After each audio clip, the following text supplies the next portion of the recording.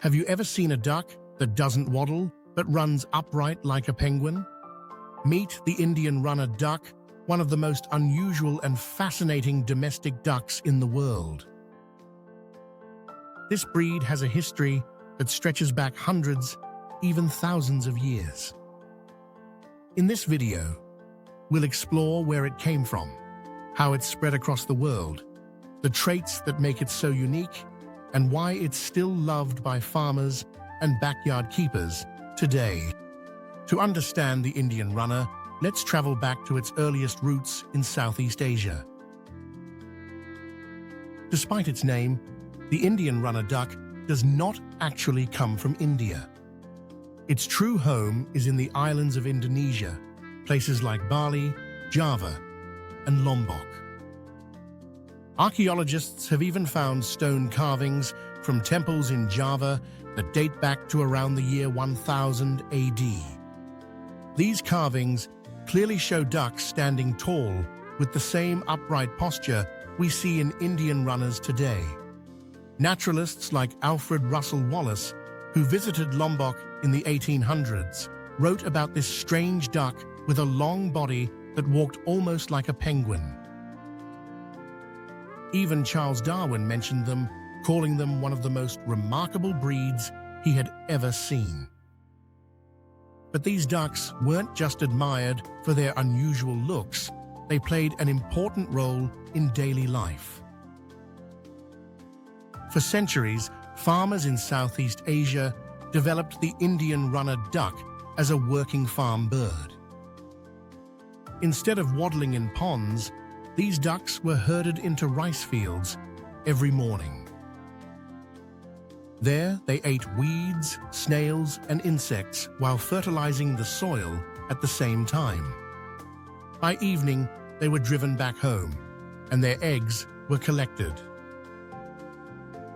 This traditional system, where ducks and rice worked together, made farming more productive and sustainable. Villagers often called them soldiers because of the way they marched in straight lines across the fields. And while they were practical egg-laying machines, they were never kept for rituals or ceremonies. For families across Asia, they were simply reliable helpers and food providers. Eventually, these remarkable ducks caught the attention of the outside world, and their journey west would make them famous.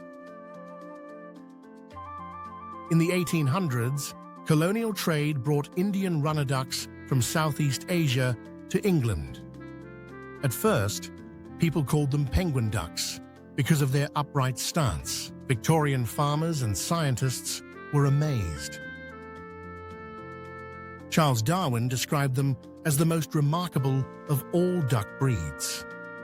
Breeders loved them because they produced far more eggs than most other ducks.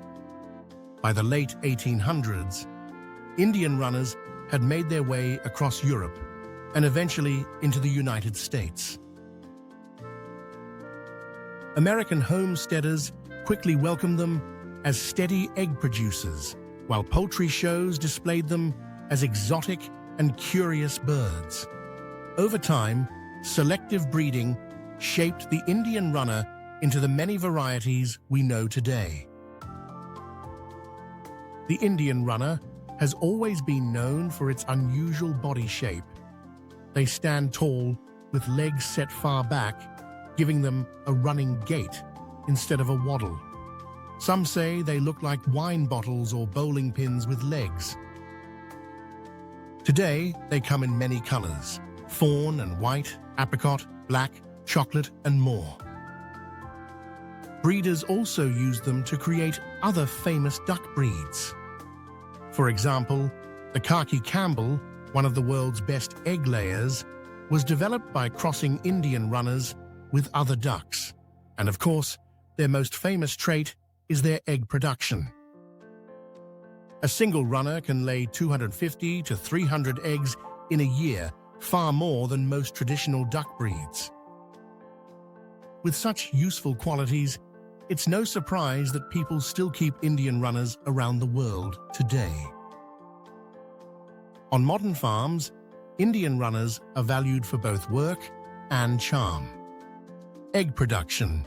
They're still among the best egg-laying ducks, providing families and small farms with a steady supply. Pest control.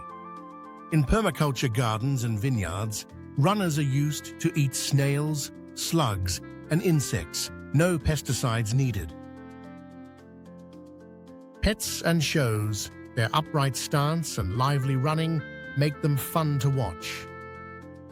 Many people keep them in backyards just for their looks and personality.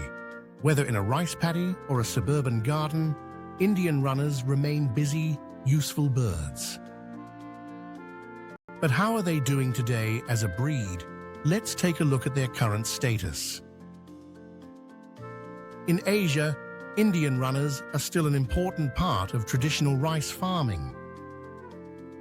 In Europe, America, and Australia, they're known as a heritage breed, kept by farmers, hobbyists, and duck clubs.